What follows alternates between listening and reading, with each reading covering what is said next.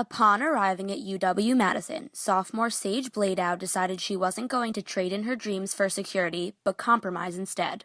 Growing up, I'd always loved music, and it was something that, I knew I wanted to continue in my life, and it wasn't just enough for me to be in choir in high school or be in an a cappella group. I wanted to continue to better myself through studying it.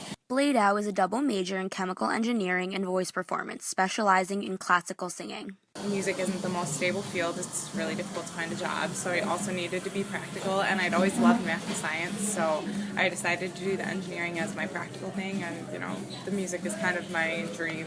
Bladow, like many other students, felt pressure from her parents and other peers to think about studying something other than music in college, so she could secure a job once she graduated. My parents like that I'm doing both. They would never have let me just do music. So they're like, are you sure you're going to keep doing both? Are you sure you're not going to drop one? Do you still like doing both? Bladow says it's difficult to keep up with both majors, but it's the little things that draw them together and keep her excited in her studies. I feel like everyone loves and enjoys music, and they don't always think about that there is math and science and those kind of things behind it. When you're writing a piece of music, like I'm in music theory right now, you can't just put any arbitrary notes on the page. There's a formula to it, and it's very systematic.